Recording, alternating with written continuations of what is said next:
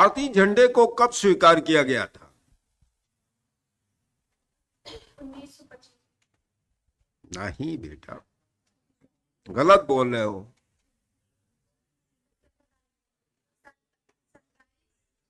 22 जुलाई 1947।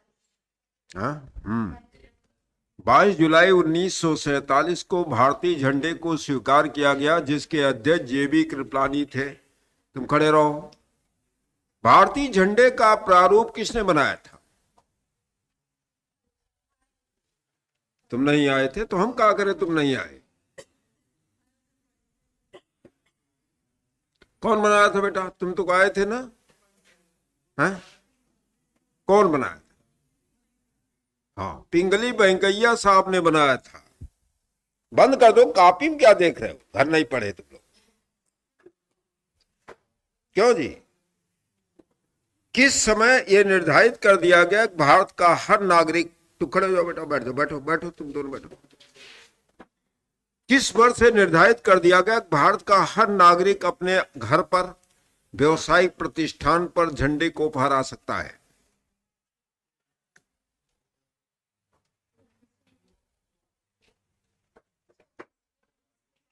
नहीं बेटा, वो तो 24 जनवरी 1950 को राष्ट्रीय गान और राष्ट्रीय गीत को स्वीकार किया गया था। बैठ जाओ तुम लोग, बैठो, पढ़े नहीं बेटा, खड़े हो जाओ नालायक कहीं के। इतना नहीं, 26 जनवरी 2002 को किया गया, देख लिया? अरे तो बेटा, गुरु से कपट, मित्र से चोरी, या तो अंधा या तो कोढ़ी। गुरु से कपट करके थोड़ा अभी दूसरा प्रश्न कर देंगे तो नहीं बता पाओगे। हाँ, हमारे पास बहुत बड़े रामबाण है बेटा, तो मत देखा करो, बैठो। कॉपी से लेकर बंद कर दिया करो, उससे फायदा होगा, कम से कम सोचने का मौका मिलेगा। ठीक है, नहीं आएगा कोई ऐसा तो परीक्षा हाल में बैठे हो, तुम तो कुछ बता सकते हो बेटा, खड़े हो जाओ। हैं? झंडा गीत कौन लिखा है जरा बताओ हमको। हाँ, झंडा ऊंचा रहे हमारा, विजयी विश्व तिरंगा प्यारा, कौन लिखा है? शांत रहो।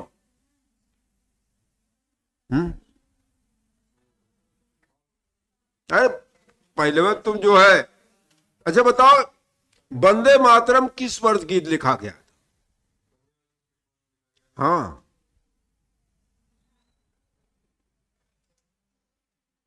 जो वंदे मातरम है, अभी बताया था कल कि 150 वर्ष पूरे हो गए वंदे मातरम, तो किस वर्ष लिखा गया था?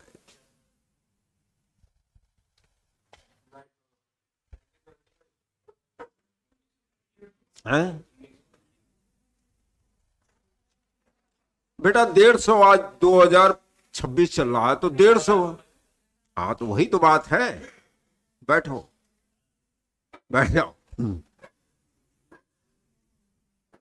तुम कुछ पढ़े थे जी? हाँ, तुम ही खड़े हो जाओ, तुम तो कल थे ना? नहीं नहीं, उससे पूछ रहा है। हाँ,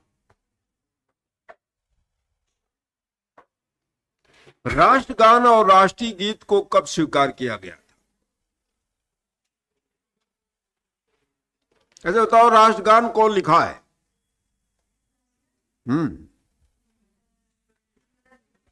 हैं? कौन लिखा है बताओ? तुम खड़े हो जाओ, तुम ही बेटा, राष्ट्रगान कौन लिखा है? किस पुस्तक से राष्ट्रगान लिया गया है? हाँ हाँ, वेरी गुड। तुम कुछ बता सकते हो? खड़े हो जाओ तो। राष्ट्रीय गीत कौन लिखा है? किस पुस्तक लिया गया है? किस भाषा में आनंद मठ है? किस वर्ष आनंद मठ लिखा गया? हैं?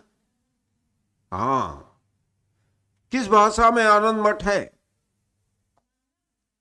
तो कैसे संस्कृत में हम लोग गाते? हाँ, वेरी गुड, बैठ जाओ। और उन्होंने ही नारा दिया, वंदे मातरम का नारा दिया था। पूछा था वंदे मातरम का नारा किसने दिया था? अरविंद घोष ने दिया था, वंदे मातरम का नारा दिया था। ठीक है, थोड़ा मेहनत करो बेटा। ज्यादा हो जाए तो कम पढ़ाएं, कोई दिक्कत नहीं। जितना पढ़ो कल हमको सुनाओ। और तुमको हम हफ्ते में एक दिन टेस्ट हो लेंगे, बता दे रहे हैं तुमको, हर हफ्ते एक टेस्ट। 20 क्वेश्चन 25 क्वेश्चन यही टेस्ट लेंगे, रेंडमली 20 मिनट लेंगे, तुरंत दिए और तुरंत आपको जो है 20 मिनट नहीं 10 मिनट।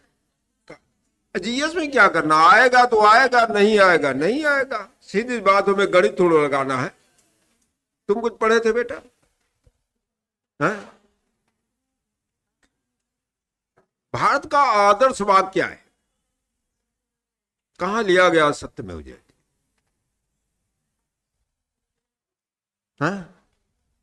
जो सत्यमेव जयते है भारत का आदर्शवाद है, तो कहां लिया गया सत्यमेव जयते?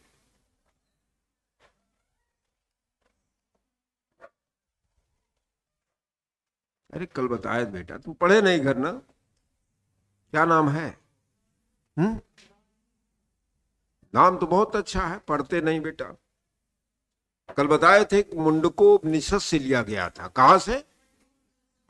बैठ जाओ, कोई बात नहीं। देखो, आप अब तक क्या किए इससे कोई मतलब नहीं है। नहीं पढ़े कोई बात नहीं, अब क्या करेंगे ये महत्वपूर्ण है, ध्यान रखना। पुलिस में कोई लड़का ऐसा नहीं है कि जो बहुत तेज होगा वही पास करेगा। जो लगातार मेहनत करेगा वही पास करेगा, बता दे रहे। अब तक कंपटीशन में होता है बेटा, बड़े आप देखोगे ऐसे ऐसे बच्चे हैं आईएएस बन जाते हैं, आईपीएस बन जाते हैं, जो शुरू इंटर तक बहुत अच्छे नहीं रहते, ग्रेजुएशन में बहुत अच्छे नहीं रहते, लेकिन उनके अंदर चेतना जग गई कि हमको पढ़ना है, तैयार होना है, वो सफल हो जाते हैं। बहुत अच्छे अच्छे टॉप मोस्ट 4 फर्स्ट क्लास जो होते हैं कि पता लगा हाई स्कूल टॉप किए, इंटर में फर्स्ट क्लास आए, बीए में फर्स्ट क्लास आए, पीजी किए उसमें फर्स्ट क्लास आए, बाद में उनको होता है घमंड हो गया, नहीं पढ़े, फ्लॉप हो जाते। जरूरत है डेली मेहनत, समझ गए? डेली ये आपका कर्तव्य है। 3-4 घंटे जरूर कम से कम पढ़िए अभी शुरुआत में, उसको 6 घंटे 7 घंटे तक बढ़ाइए। अगर सफल होना है तो बेटा देखो, सफलता का सूत्र है आपकी मेहनत। इसलिए भगवत गीता में लिखा गया है, गीता हमारी राष्ट्रीय पुस्तक है, ध्यान रखिएगा, उसमें लिखा गया है कि मनुष्य के बस का सिर्फ कर्म है, समझ गए? और जैसा कर्म हम करेंगे वैसा ईश्वर हमको फल देगा। हमें नहीं कहते पुलिस बन जाओगे, बहुत बड़ा तीर मार दोगे, ठीक है, लेकिन आप तैयारी इसके लिए कर रहे हैं। अगर इसको पास कर जाते तो आपके अंदर एक कॉन्फिडेंस आएगा। आप दरोगा भी हो सकते हैं, एसआई हो सकते हैं, आप आईपीएस हो सकते हैं। किसी के चेहरे पर नहीं लिखा बेटा वो पुलिस के लिए पैदा हुआ है, समझ गए? लेकिन होता क्या भाई, हम लोग मिडिल फैमिली के हैं, पहली जरूरत है जॉब, नौकरी, तो उसको पालोगे तो एक विश्वास आपके अंदर होगा। तो मेहनत की आदत डालो, कहना ना पड़े, हाँ डांटे तुमको, मारे, सब कोई बहुत अच्छी चीज नहीं होती है। इसलिए हमारे एक शब्द होता है सेल्फ मोटिवेशन, उसको कहते हैं स्वयं अभिप्रेरित, ये होना चाहिए।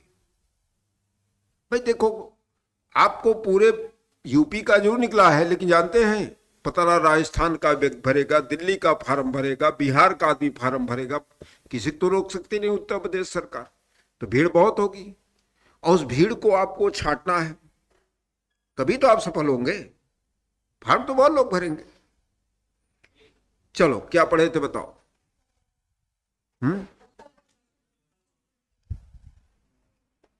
क्या पढ़े थे? देखिए क्या क्या पढ़ लिया।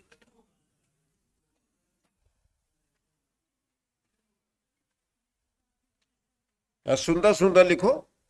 हाँ, आदमी के व्यक्तित्व का निशानी है। अच्छा लिखने का प्रयास करो, अच्छा बोलने का प्रयास करो, किसी से बोलो लगे हाँ कि पढ़े लिखे हो तुम लोग, कुछ चीजें होनी चाहिए। कपड़े एक ही हो लेकिन साफ सुथरे हो, पता लगा कपड़ा बहुत महंगा ले लिए, धुला गया 2 महीना बाद, बदबू मारेगा। हाँ, तो कुछ चीजें होनी चाहिए। अगला लिखो, लिखो राष्ट्रीय पशु।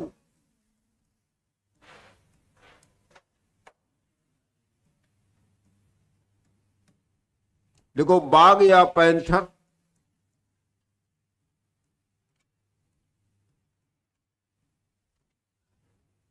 जैसे पूछे भारत का राष्ट्रीय पशु क्या है, बाघ या पैंथर। देखो राष्ट्रीय पुष्प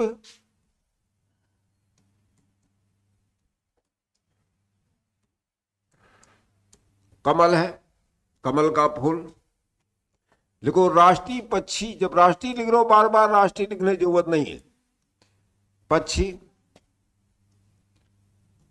मोर। लिखो राष्ट्रीय वृक्ष वट या बरगद। देखो कभी कभी भ्रम में डालने के लिए पीपल लिख देते, पीपल नहीं है राष्ट्रीय वृक्ष, ध्यान रखना। पूछे वट या बरगद, ध्यान रखना। लिखो राष्ट्रीय फल आम। आम तो तुम लोग खाते ही हो। राष्ट्रीय मिठाई, मिठाई लिखो जलेबी। भारत की राष्ट्रीय मिठाई है, पूछे जलेबी। हाँ। देखो राष्ट्रीय नदी, देखो गंगा नदी। राष्ट्रीय पेय चाय, चाय पीते हो तुम लोग, हाँ। राष्ट्रीय पेय चाय। लिखो राष्ट्रीय जलजीव,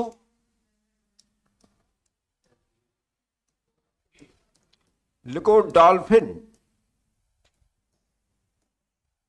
जब पूछे राष्ट्रीय जलजीव भारत का क्या है, डॉल्फिन, याद रखना राष्ट्रीय जलजीव है। लिखो राष्ट्रीय पुस्तक भगवत गीता।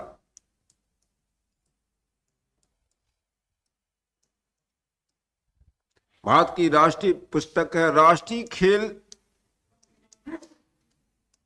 देखो ध्यान रखना राष्ट्रीय है नहीं ये, लेकिन माना जाता है। भारत का कभी देखेंगे राष्ट्रीय गजट में भारत का राष्ट्रीय खेल हॉकी नहीं है, लेकिन जब भी प्रश्न करेगा भारत का राष्ट्रीय खेल क्या है तो हॉकी को ही क्वेश्चन में माना आता है, ध्यान रखना, कहीं गजट में नहीं है। हाँ, अब देखो कभी कोई पूछ देगा राष्ट्रीय पशु भारत का क्या है, राष्ट्रीय पुष्प क्या है, राष्ट्रीय पक्षी क्या है, राष्ट्रीय वृक्ष क्या है, राष्ट्रीय फल क्या है, राष्ट्रीय मिठाई क्या है, राष्ट्रीय नदी क्या है, राष्ट्रीय पेय क्या है, राष्ट्रीय जलजीव क्या है, राष्ट्रीय पुस्तक क्या है, राष्ट्रीय खेल क्या है, तो बताना। ऐसे बहुत छोटी छोटी चीजें हैं, ठीक है। हाँ, तो देखो इसको याद कर डालना है, बहुत छोटी चीज। जैसे राष्ट्रीय त्योहार 3 है। अगला लिखो राष्ट्रीय पंचांग, लिख लो।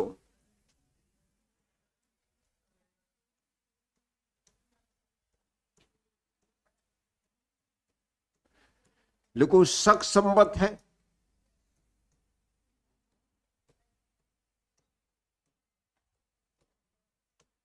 जो 78 ईस्वी में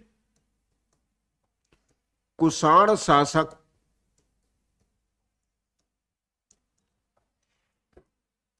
कनिष्क के द्वारा चलाया गया।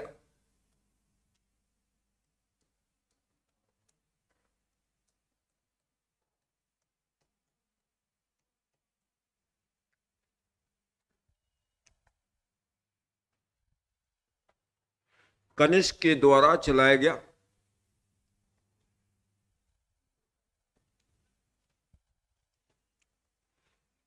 देखो जिसमें पहला माह चैत्र होता है और अंतिम माह फाल्गुन होता है।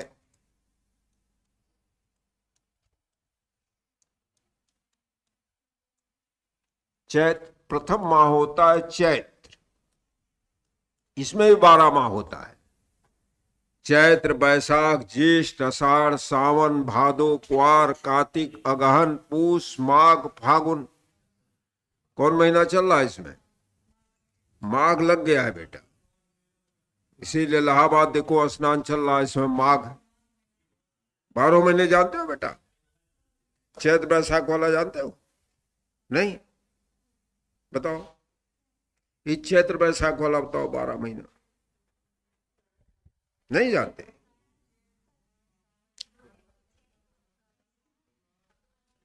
ज्येष्ठ आषाढ़ है, सावन श्रावण लिखा जाता है, भादो भाद्रपक्ष, क्वार या अश्विन, कार्तिक अग्रहण, पूस माघ फागुन।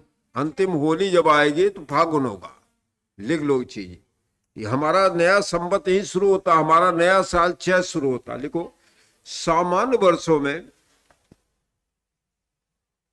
चैत्र की शुरुआत या शक संवत में चैत्र की शुरुआत 22 मार्च से होती है। सामान्य वर्षों में चैत्र माह की शुरुआत 22 मार्च से होती है।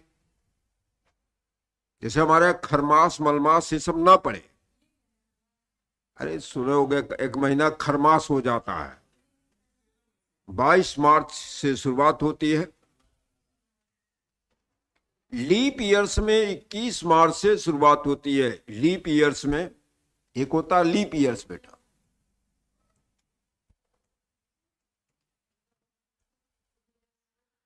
इक्कीस मार्च से शुरू होता है।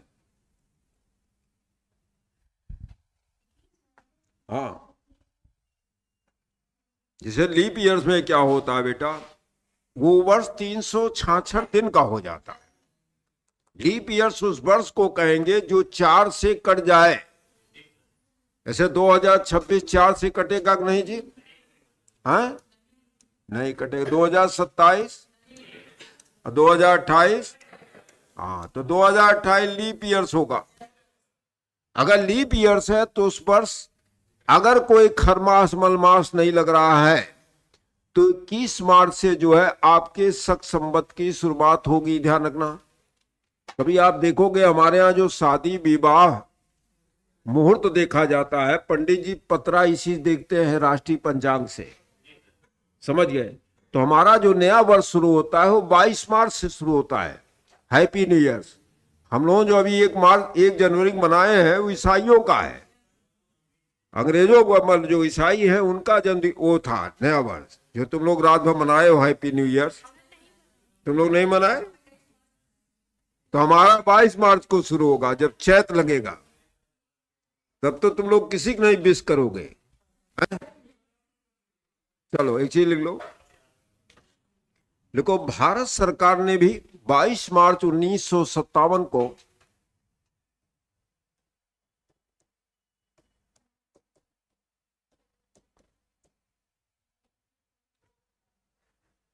शक संवत को छोड़कर 1957 को शक संवत को छोड़कर अपने सरकारी कामकाज में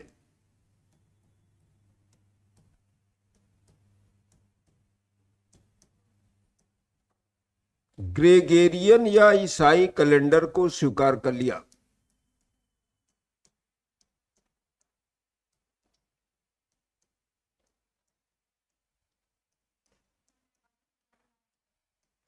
अपने सरकारी कामकाज में ग्रेगेरियन या ईसाई कैलेंडर को स्वीकार कर लिया, क्योंकि सरकार अब इसी में काम करती है बेटा। ग्रेगेरियन ईसाई कैलेंडर में बदला जा सकता है, लेकिन समस्या बेटा, अगर आपको विश्व से जुड़ना है तो भाई सब देश यही इस्तेमाल कर रहे हैं, तो आप अकेले कैसे चैत्र बैसाख आपका लेख कोई चलेगा? समस्या ये है। हाँ भाई, आपको विश्व से जुड़ना है, आप कहे नहीं हम अपने यहाँ बच्चों को अंग्रेजी नहीं पढ़ाएंगे, तो आप पीछे हो जाएंगे ना। भाई क्यों आज भारत में लोग अपने बच्चों को इंग्लिश मीडियम पढ़ा रहे हैं? यही है भाई। तो अब क्या हुआ, हम पहले 22 मार्च 1957 तक जो भी काम करते थे इसमें करते थे। राष्ट्रीय पंचांग में करते थे। अब सरकार ग्रेगोरियन या ईसाई कैलेंडर को अपनाती है। जैसे अभी देखिए, जो कामकाज 1 जनवरी से शुरू हो गया, 1 जनवरी 2026 सब लिखा जा रहा है। ठीक है, समझ गए बात। पहले हम शक संवत में काम करते थे। ठीक है, हाँ। अब बेटा जरा बनाना भारत और उसके पड़ोसी देश।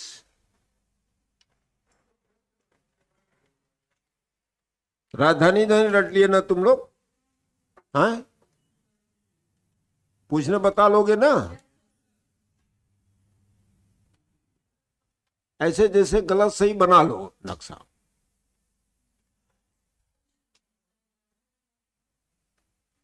नहीं पूछेंगे बेटा थोड़ा सा।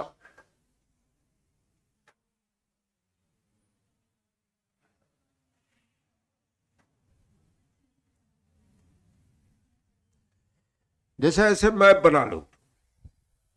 अब देखो भारत का ये नॉर्थ है, नॉर्थ मतलब उत्तर, ये आपका दक्षिण है, ये आपका पूरब है, ये आपका पश्चिम है।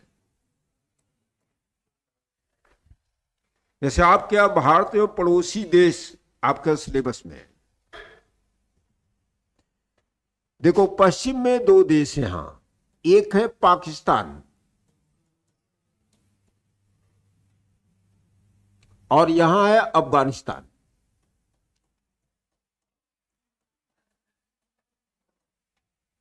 आपका पड़ोसी देशों में पश्चिम में 2 देश, एक है पाकिस्तान। चलो ठीक, कोई बात नहीं, हंसना नहीं चाहिए। जब प्रयास करोगे ठीक हो जाए, कोई दिक्कत नहीं। स्वयं करके सीखो, इसीलिए कहा जाता है ठीक है गलत सही होगा। गलतियां तो अधिगम का बहुत महत्वपूर्ण हिस्सा है। सीखने का सबसे महत्वपूर्ण हिस्सा गलती। हम लोग क्या होता है बेटा, गलती से डरते हैं। गलतियां करना चाहिए। जैसे तुमसे कहे कोई कि बोलिए, चलिए स्पीच दीजिए, ठीक है, गलती होगी तभी सीखोगे। तो लोग जानते हो सबसे ज्यादा डरते हो गलती करने से। ठीक है, हो गया चाहे जैसा बन गया। जैसे खरगोश बना दियोगे, मान मुर्गा टाइप बना दियोगे, कोई बात नहीं।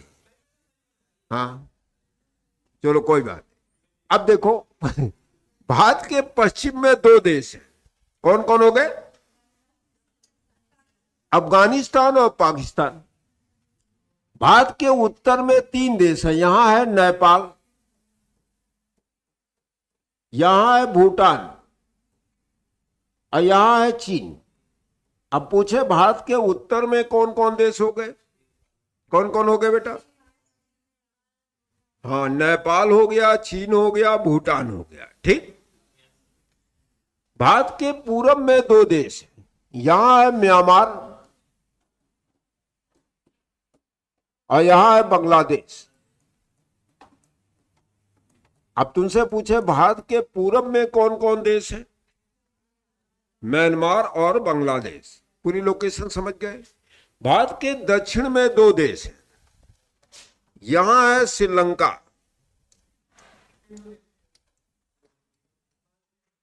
श्रीलंका है, यहां है मालदीव। दक्षिण में 2 देश हैं। ये भारत के पड़ोसी देश है बेटा। पश्चिम में 2 हो गए। कौन कौन हो गए? अफगानिस्तान। उत्तर में भूटान, पूरब में बांग्लादेश, दक्षिण में। हाँ अब देखो भारत के पश्चिम में यहां है अरब सागर। इसको अरेबियन सी कहा जाता है, अरब सागर। यह है बंगाल सागर या बंगाल की खाड़ी है।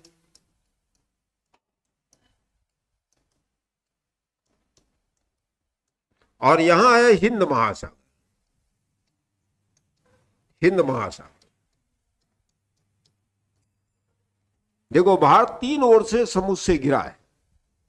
पश्चिम में क्या है? अरब सागर है। ठीक। पूरब में क्या है? बंगाल की खाड़ी या बंगाल सागर है। दक्षिण में क्या है? हिंद महासागर है। लेकिन ध्यान रखना पूछे भारत कितने ओर से समुद्र से गिरा है? 3 ओर से। लेकिन पूछे भारत कितने महासागरों को छूता है? एक। ये सागर है, ये अरब सागर है, वो बंगाल सागर है। एक ही महासागर छूता है जिसका नाम है हिंद महासागर। ध्यान रखना, इंडियन ओशन इसका नाम है, ध्यान रखना। ठीक है, समझ गया बात? तो देखो, पड़ोस में, पश्चिम में, पहला देश लिखो, पश्चिम में देश।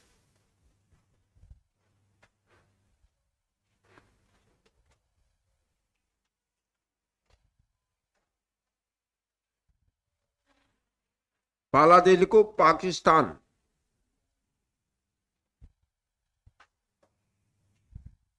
समझ में आ रहा है ना? कोई दिक्कत नहीं तुम लोगों को?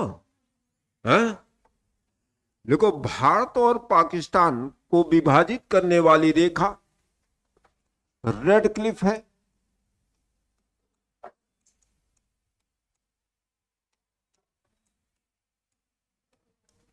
पाकिस्तान को विभाजित करने वाली रेखा रेड क्लिफ है, जो 14 और 15 अगस्त 1947 को, रेड क्लिफ रेखा है जो 14 और 15 1947 को विभाजन के बाद खींची गई। आधी रात को खींची गई थी ना, को निर्धारित की गई। खींची नहीं गई, लिख लो निर्धारित की गई। कोई की रेखा पेखा खींची नहीं जाती, रेखा निर्धारित की गई। 14 और 15 अगस्त आधी रात को रेखा ये प्रभावी की गई थी कि इधर पाकिस्तान होगा, इधर भारत होगा। ठीक है, देखो, इस रेखा को या पाकिस्तान को छूने वाले राज्यों में, पाकिस्तान को छूने वाले राज्यों में पहला लिखो जम्मू कश्मीर। जम्मू कश्मीर केंद्र शासित प्रदेश है, ध्यान रखना, ये राज्य नहीं है। ये क्या है? केंद्र शासित प्रदेश है।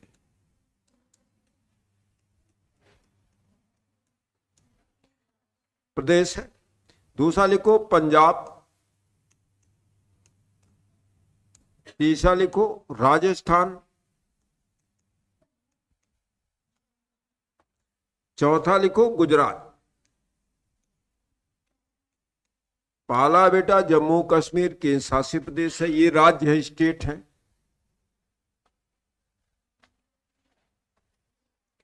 अब पूछे भारत के कौन कौन से राज्य या केंद्र शासित प्रदेश जम्मू कश्मीर को सीमा साझा करते हैं? कौन कौन हो गए? एक हो गया जम्मू कश्मीर, दूसरा हो गया पंजाब, तीसरा हो गया राजस्थान और चौथा हो गया गुजरात। अब ध्यान रखना, ठीक है? इतना समझ में आया? हाँ,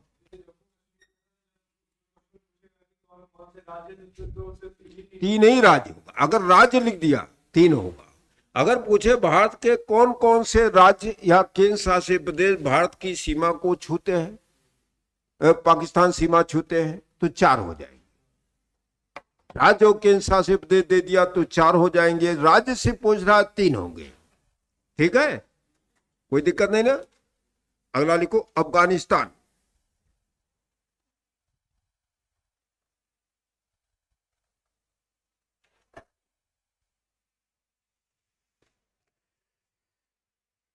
देखो, अफगानिस्तान और भारत के बीच डूरंड रेखा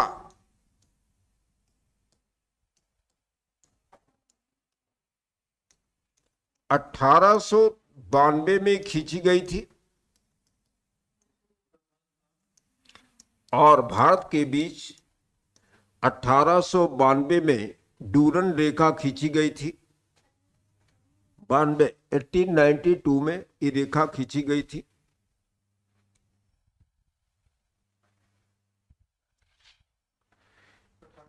बानवे में ब्रिटिश काल में खींची गई थी, आज नहीं खींची गई थी। लेकिन इस समय यह रेखा पाकिस्तान और अफगानिस्तान के बीच है। यह रेखा पाकिस्तान और अफगानिस्तान के बीच है।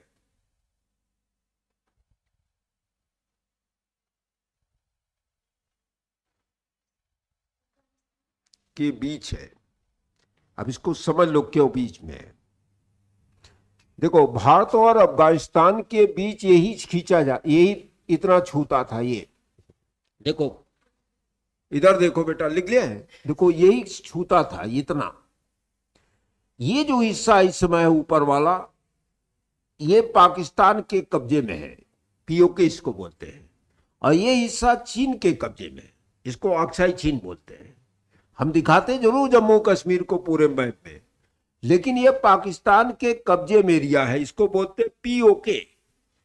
अब भाई चूंकि ये पाकिस्तान के कब्जे में, तो इसमें डूरन रेखा पाकिस्तान और अफगानिस्तान के बीच हो जाएगी, भारत के बीच नहीं है, ध्यान रखना। ठीक है, समझ पूरी बात। पहले क्या था, डूरन रेखा भारत अफगानिस्तान, चूंकि पाकिस्तान भी भारत का हिस्सा था, इसमें था। अब प्रश्न कभी आता है कि डूरन रेखा वर्तमान में किन दो देशों के बीच है।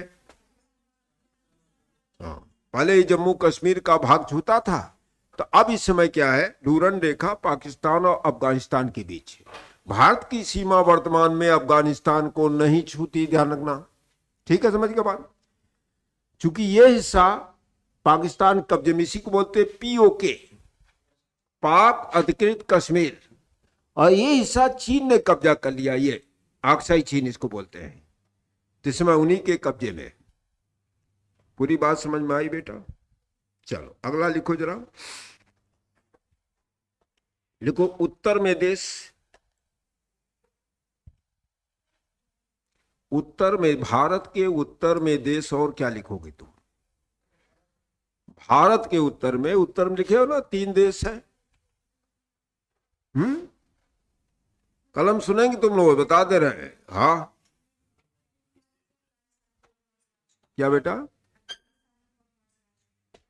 अब कोई नहीं छूता तो कैसे लिखा दे कौन राज छूता है? इतनी कहानी बताए बेटा, कहानी क्या जान लो फिर। जैसे पहले अफगानिस्तान को जम्मू कश्मीर छूता था, लेकिन जम्मू कश्मीर का ये हिस्सा इस समय पाकिस्तान के कब्जे में है, तो भाई अब कैसे पाकिस्तान अफगानिस्तान छुएगा? इसमें अफगानिस्तान की सीमा भारत के कोई राज्य को नहीं छूती। हम दिखाते जरूर हैं पूरा मैप में, हम कभी ये नहीं दिखाते पाकिस्तान के कब्जे में है। कभी मैप देखिएगा इंडिया का मैप उठा के, उसमें पूरा जम्मू कश्मीर को दर्शाया जाता है। कभी ये नहीं ये दिखाते कि हमारा क्षेत्र पाकिस्तान के कब्जे में है। समझ गए बात? तो इस समय भारत का कोई भी राज्य जम्मू कश्मीर पीओके छूता, पीओके हमारे कब्जे में तो नहीं है। पहला दे लिखो चीन, उत्तर में लिखो चीन, लिखो चीन और भारत के बीच 1914 में मैकमोहन रेखा खींची गई थी। भारत और चीन के बीच 1914 में मैकमोहन रेखा, ये भी ब्रिटिश काल में खींची गई थी।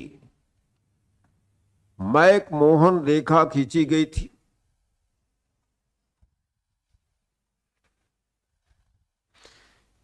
देखो, भारत के 5 राज्य और केंद्र शासित प्रदेश, भारत के केंद्र शासित प्रदेश और राज्य 5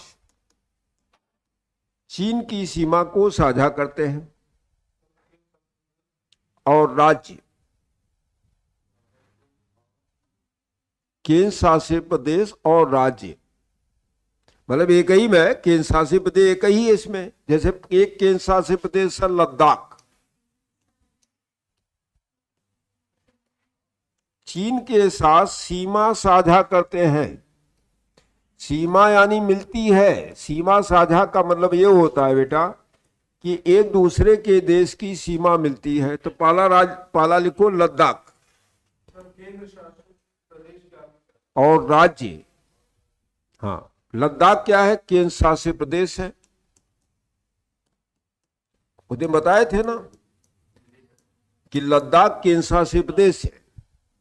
तो पहला लिखो लद्दाख, दूसरा लिखो हिमाचल प्रदेश,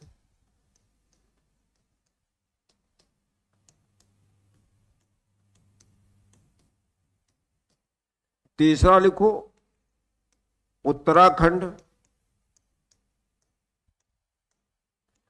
चौथा लिखो सिक्किम,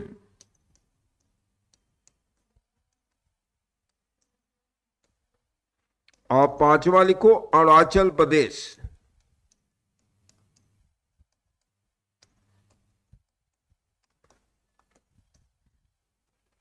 अब देखो, चीन और भारत की सीमा जो बनी है उसको भारत के 5 राज्य छूते। कौन कौन हो गए? लद्दाख है, केंद्र शासित प्रदेश है। दूसरा है हिमाचल प्रदेश, तीसरा है उत्तराखंड, चौथा है सिक्किम, पांचवा है अरुणाचल प्रदेश। देखो 5 ऐसे भारत के हैं जो चीन की सीमा को छूते हैं। कौन कौन हो गए बेटा? लद्दाख हो गया, हिमाचल हो गया, उत्तराखंड हो गया, सिक्किम हो गया, अरुणाचल प्रदेश हो गया। ठीक है, याद हो जाएगा। अम्मा ने तुमसे पूछ दे भारत चाइना के बीच सीमा रेखा का क्या नाम है? उसको बोलते मैक मोहन रेखा। ठीक, तो भारत के 5 राज्य ऐसे 5 राज्य या केंद्र शासित प्रदेश है जो भारत और चाइना की सीमा को साझा करते हैं। याद हो जाएगा जी, कल तुमसे सुनेंगे ये बात। हाँ,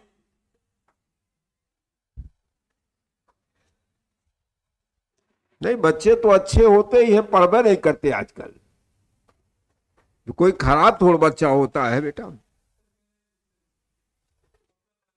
अरे वो एकदम बताएगा काहे तुम उसको टेंशन ले रहे हो। वो कछुए की तरह नहीं, खरगोश तरह दौड़ेगा, बस उसको दौड़ाने वाला चाहिए। अब आओ बेटा नेपाल। नेपाल लिखो।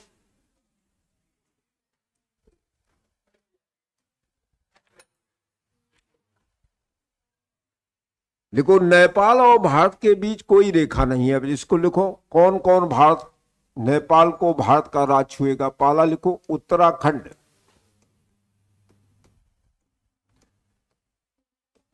नेपाल को भारत के राज्यों में छुएगा पहला उत्तराखंड, ध्यान रखना। दूसरा तुम्हारा यूपी है, उत्तर प्रदेश है, ये छुएगा। तीसरा हो जाएगा बिहार, बिहार छुएगा। चौथा हो जाएगा पश्चिम बंगाल,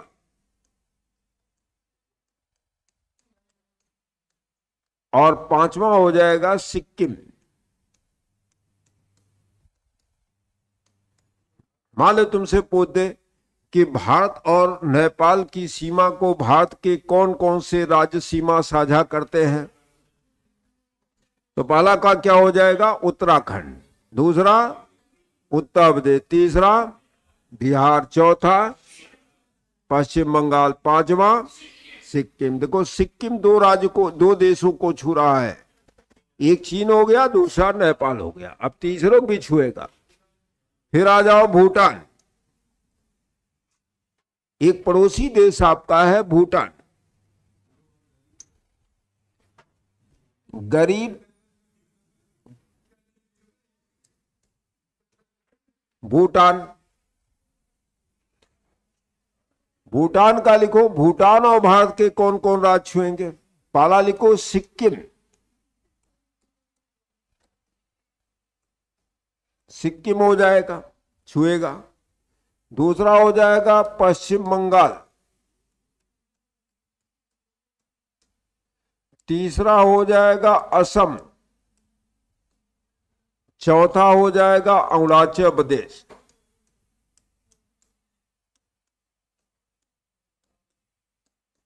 अब तुमसे पूछेगा कि भारत का पड़ोसी देश भूटान से भारत के कौन कौन सी राज्य की सीमा छूती है?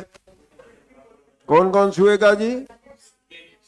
भूटान छुएगा, भूटान छुबे करेगा जी। भूटान से भारत के 4 राज्य छुएंगे। पहला हो जाएगा सिक्किम, दूसरा वेस्ट बंगाल पश्चिम बंगाल, तीसरा असम, चौथा अरुणाचल प्रदेश। ठीक, बता लोगे ना बेटा? तुम ही पूछ रहे, बता लोगे कल? हाँ चलो।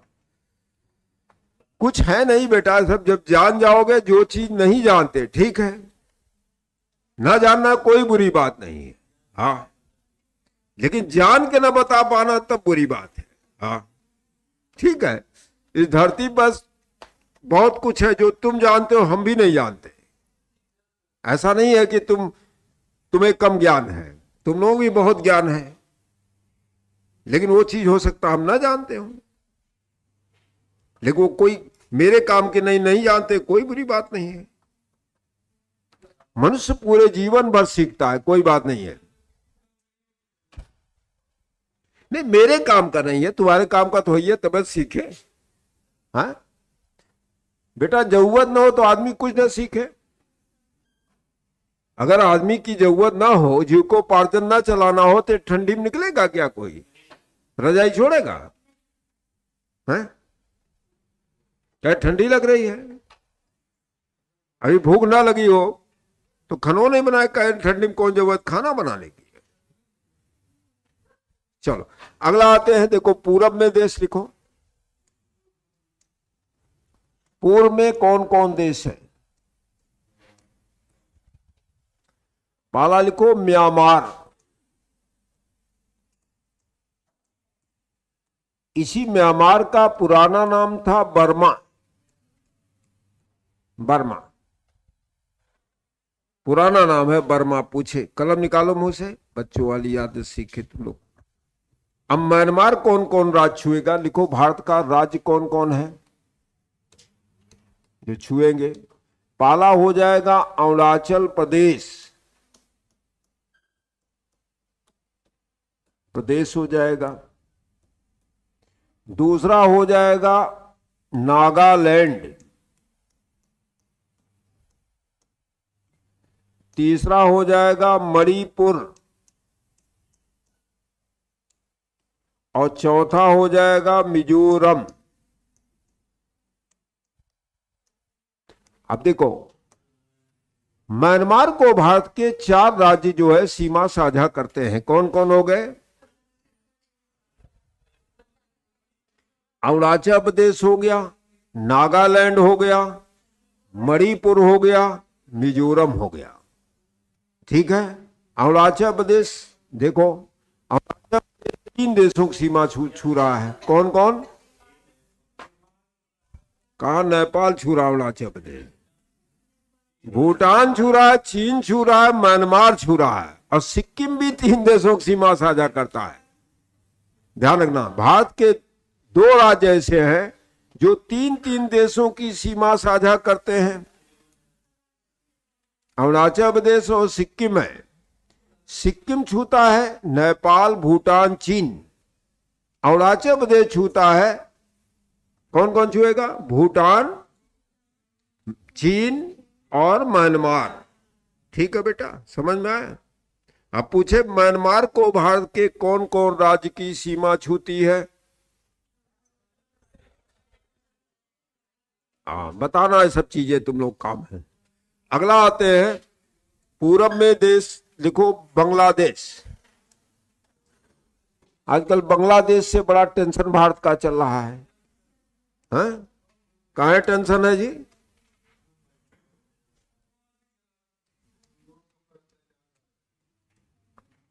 नहीं, हिंदुओं को ऊपर अत्याचार तो जो है, बांग्लादेश की प्रधानमंत्री, पूर्व प्रधानमंत्री इस समय भारत में ही भाग कर रह रही हैं। क्या नाम उनका? शेख हसीना साहब है। इससे बांग्लादेश के लोग बड़े नाराज है, काहे भारत ने सड़ दिया उनको। तो बांग्लादेश को भारत, देखिए बांग्लादेश पहले यही पूर्वी पाकिस्तान था। जब पाकिस्तान बना था तो 2 भाग में था, ये पश्चिमी पाकिस्तान था, ये पूर्वी पाकिस्तान था। तो इंदिरा जी ने इसको जो है बाद में आजाद करा के बांग्लादेश का नाम रख दिया। हाँ, अब बांग्लादेश को भारत के देखो सबसे अधिक, लिखो यही जरा लिखना, सबसे अधिक सीमा साझा करता है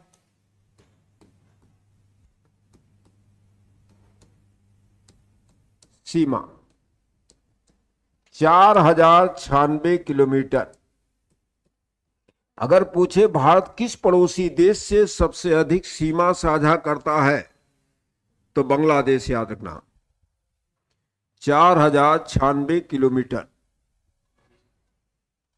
अगर पूछे भारत अपने पड़ोसी देशों से किस देश से सबसे अधिक सीमा साझा करता है तो बांग्लादेश। कितने किलोमीटर? 4096 किलोमीटर। अब बांग्लादेश को भारत का कौन कौन राज्य छुएगा? पहला लिखो पश्चिम बंगाल,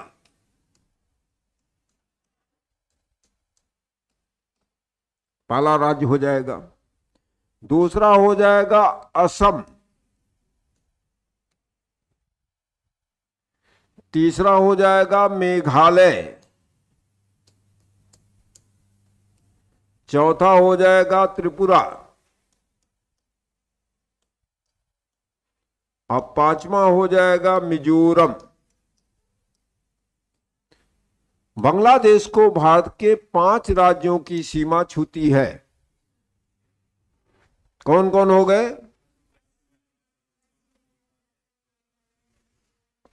थोड़ा है कठिन बेटा, थोड़ा मैप में 1 रुपए तुम लोग आज मैप खरीद लेना, खरीद लोगे ना? हैं?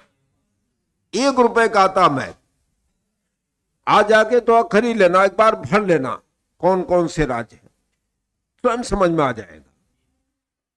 1 रुपए लेके इसको भरोगे तो मजा आ जाएगा तुमको कि वो बगल में पड़ोसी देश बना हुआ है। तो इससे क्या होगा, एक बार कंफर्म हो जाए कभी भूलेगा नहीं। समझ आए? 1 रुपए का आता इंडिया का मैप, उसमें लेके भर डालो कौन कौन राज्य है कहां है, एक बार तुम्हारे समझ में आ जाएगा, मजा आ जाएगा। तो देखो बांग्लादेश को भारत के 5 राज्यों की सीमा छूती है। कौन कौन हो गए? पश्चिम बंगाल, असम, मेघालय, त्रिपुरा, मिजोरम। अब इसी में से देता है कभी कभी भारत का कौन सा राज्य बांग्लादेश को साझा नहीं करता। मान ले इसी में से, अरे बिहार नहीं देगा, उसमें 3 ठो दे दिया, यहां लिख दिया मणिपुर, मणिपुर नहीं छुएगा। कलम बेटा मुंह में नहीं। नागालैंड लिख दिया, नागालैंड नहीं छुएगा। अरुणाचल प्रदेश लिख दिया, नहीं छुएगा। सीधी बात जान लो, ठीक है? हाँ, तो ऐसे अगर जानते हो तो 1 मिनट काम होगा। क्योंकि जीके में क्या होता है, जीके जीएस में आता है तो आता है बेटा, नहीं आता नहीं आता, उसमें देखते छुए ताकने कुछ नहीं होगा।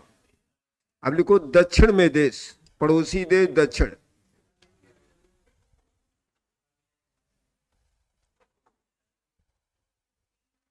दक्षिण लिखो श्रीलंका, लिखो भारत और श्रीलंका की सीमा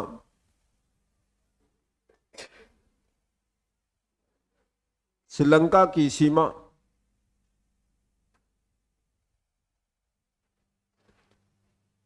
नहीं छूती,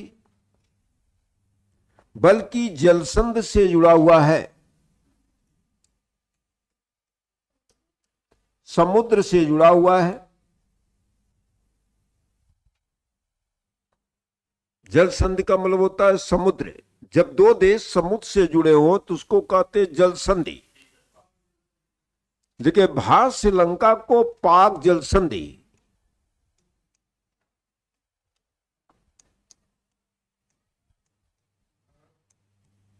या इसी कहते जल डमरू मध्य,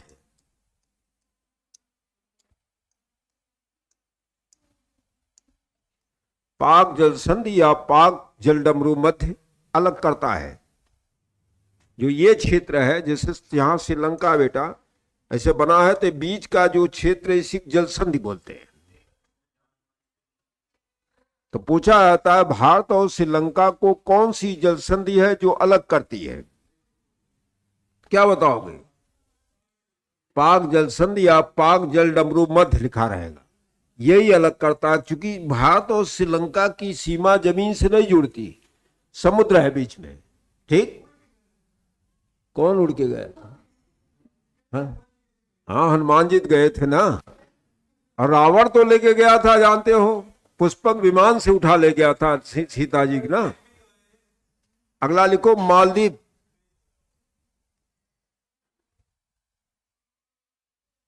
मालदीव,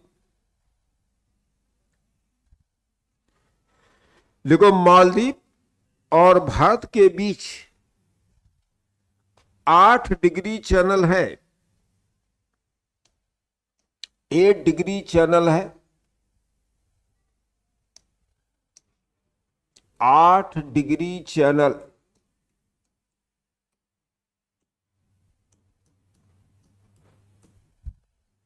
जो लक्षद्वीप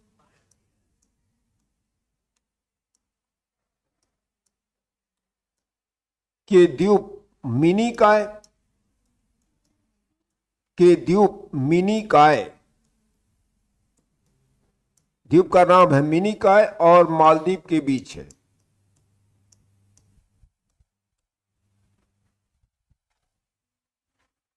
और मालदीव के बीच है। तो ये आपके बेटा पड़ोसी देश है। कितने हो गए पड़ोसी देश है जी? 1 हो गया, 2 हो गया, 3 हो गया, 4 हो गया, 5 हो गया, 6 हो गया, 7 हो गया, 8 हो गया, 9 हो गया। भारत के पड़ोसी देशों में 9 है, ध्यान रखना। जैसे तुम्हारे पड़ोसी पूछे कितने घर हैं, तो जो पड़ोसी होंगे वही तो होंगे। हाँ, अब अमेरिका तुम्हारा थोड़ा पड़ोसी देश होगा। हाँ, जिससे भारत के सीमाएं मिलती हैं, पड़ोसी होते हैं, ध्यान रखना। अब ये जो पड़ोसी देश हैं, इनकी भी राजधानियां हैं। जैसे लिख लो, पाकिस्तान की राजधानी क्या है? इस्लामाबाद है।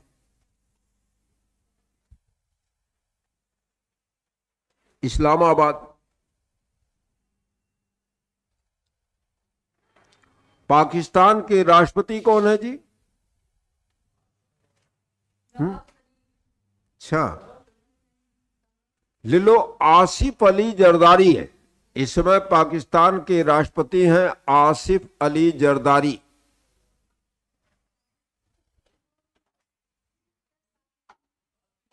हाँ, उनका नाम है, पाकिस्तान के राष्ट्रपति हैं आसिफ अली जरदारी।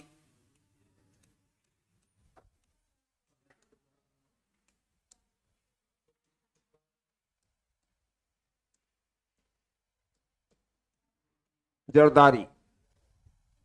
और वहां के प्रधानमंत्री हैं शहबाज शरीफ।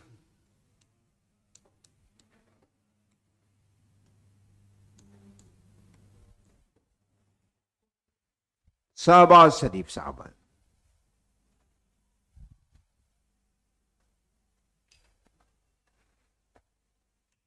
जैसे वाले पड़ोसी देश पूछ दिया कि पाकिस्तान के इस समय राष्ट्रपति वर्तमान में कौन है। हाँ, लिख लो, पाकिस्तान की संसद का नाम है नेशनल असेंबली। संसद लिख लो, नेशनल असेंबली। जैसे वहां की संसद होती है नेशनल असेंबली।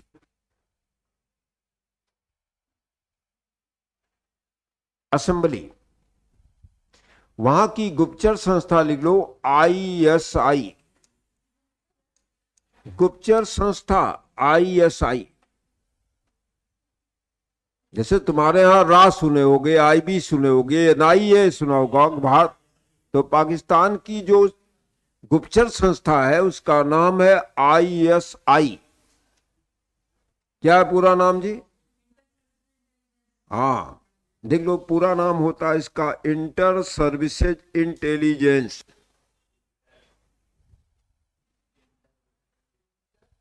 Services intelligence.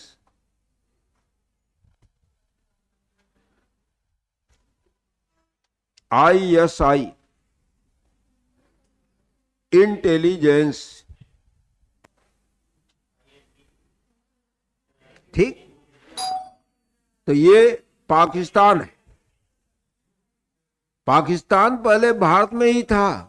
14 और 15 अगस्त 1947 को पाकिस्तान भी भारत के साथ ही आजाद हुआ। लेकिन पाकिस्तान एक दिन पहले अपनी आजादी मनाता है। वो 14 अगस्त को मनाता है, हम लोग 15 अगस्त को मनाते हैं। कल सुनाओगे, उम्मीद है तुम लोग हमको, हैं? क्यों जी, तुम सुनाओगे? कंफर्म? क्या नाम बेटा? हाँ, तो कल हमको सुनाना।